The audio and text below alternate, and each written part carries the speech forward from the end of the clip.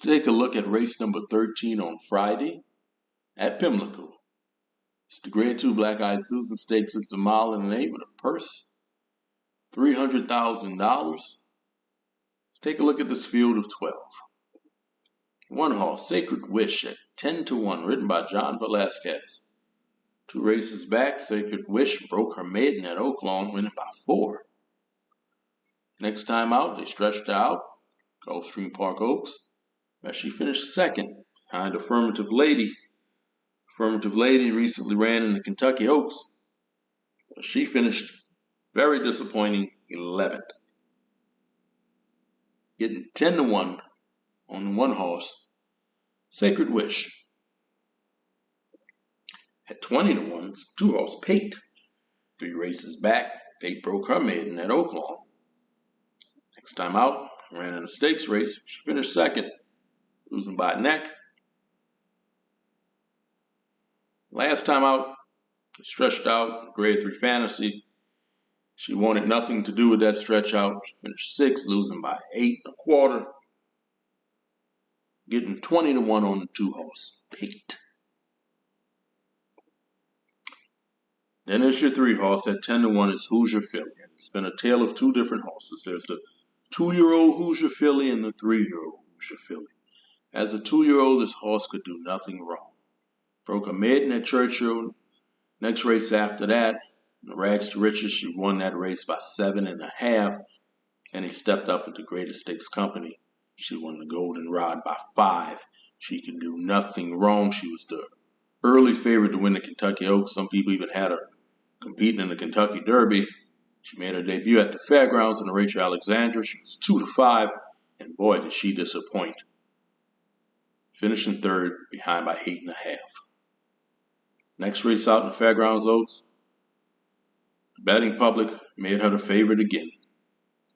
She disappointed again, finishing 4th, behind by 15. What happened to Hoosier Philly?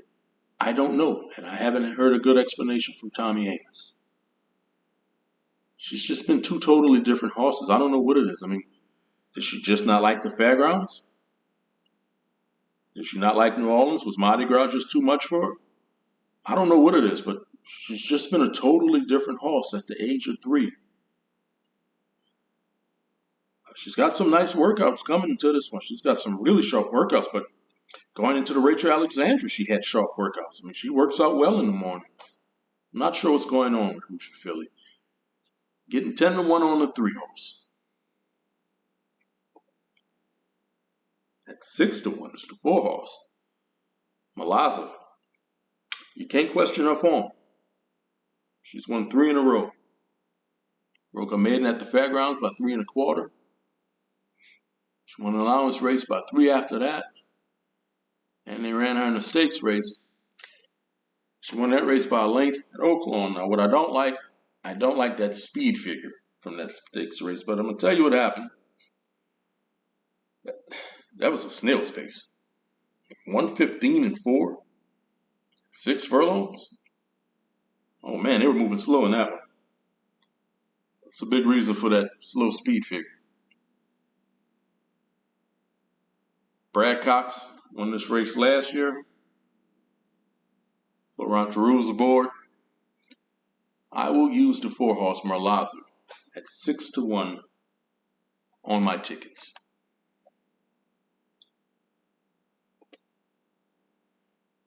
Take a look at the 5 horse at 12-1, Frosty O'Toole, Joel Rosario. 3 races back, she broke her maiden at Tampa by a neck. Looked very impressive next time out in allowance race, winning by 3.5. In her last race out, she finished 6th in the Grade 3 Gazelle. Trainer Todd Fletcher has won this race 4 times. Getting 15-1 on the 5 horse, Frosty O'Toole. At 6-1, no, 10-1, it's the 6 horse, Miracle. Should definitely be forward in this race. This is an interesting horse. Broke her maiden against New York breds.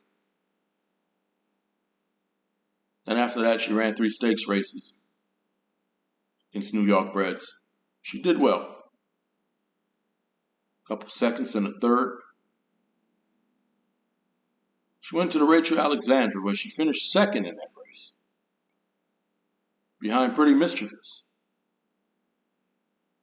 2 races before that, she finished second behind Gambling Girl. Now, last race out, Gulfstream Park Oaks. You know the comments read that she was bumped in that race. She didn't really get bumped that bad in that race. She just didn't run. She just didn't run well at all. She's getting 10-1 on Miracle, who should be favorably placed, getting Irad Ortiz and Todd Fletcher. She's a very interesting horse. She can be very tough on the lead if she can get the distance. I'm going to use her underneath on my tickets. She's very interesting at 10-1. I'll use the 6-horse Miracle in my exotics. Take a look at the 7-horse Comparative, trained by Brad Cox, written by Luis Saez. Showing nice form, back-to-back wins. She broke her maiden at the fairgrounds by 6 1/4. And she won an allowance race at Keeneland. Luis Saez is back aboard. Put up a nice speed figure last time out. Got some nice workouts coming into this one. Getting 12-1 on Godolphin-owned Comparative. I will use Comparative on my tickets. And there's the 8-horse at 8-1. Valpool.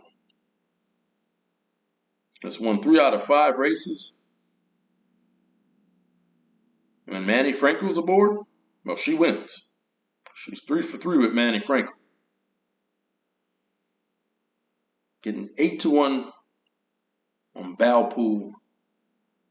I'll use Valpool in my exotics.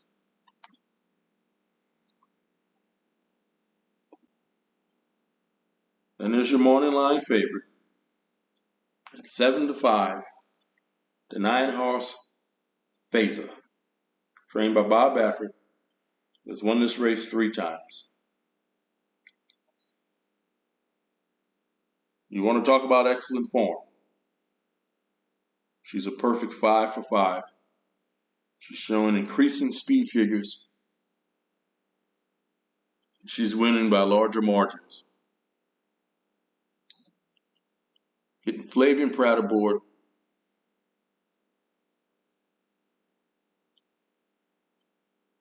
She's shipping for the first time from California, so maybe you can use that against her. But Baffert, he ships well. It's hard to bet against her. She's your morning line favorite. She's clearly the horse to beat. You're only getting 7-5 morning line, and she'll be even money or less. She's been even money or less in all 5 of her races. So you're not going to get much better than even money on her when the gate opens.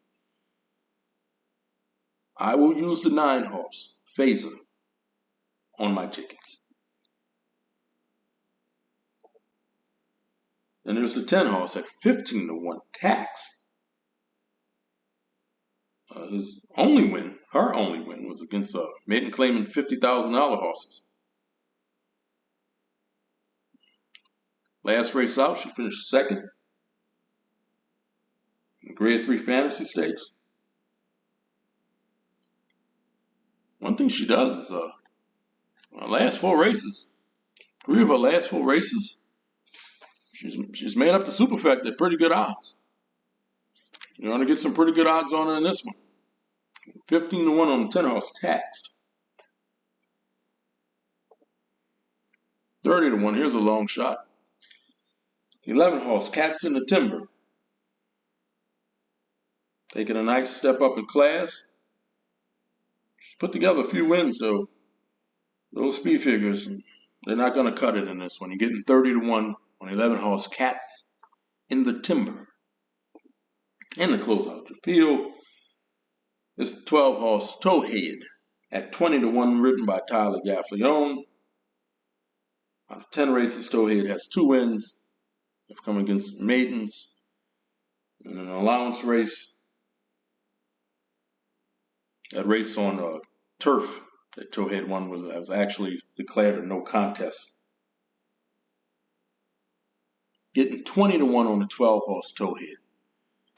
So these are the horses that I'm using on my tickets. I'm using Phaser, I'm using Valpool, Comparative, Miracle, and Merlaza. It's hard to bet against Phaser in this race. Of course, I'm going to use Phaser in all my multi-race wagers, but I'm going to try to go against Phaser. I'm going to look for some value. I'm going to pick the 4 horse to win, Merlaza, at 6 to 1, trained by Brad Cox, written by Florent Giroux. As I said, of course, I will use Phaser in all my multi-race wagers. I'm not going to leave Phaser off because she's clearly the horse to beat. But I'm going to go with the 4 horse Merlaza to win. Don't forget to like, share, subscribe. Let me know who you're picking in the Black Eyed Susan Stakes. Good luck.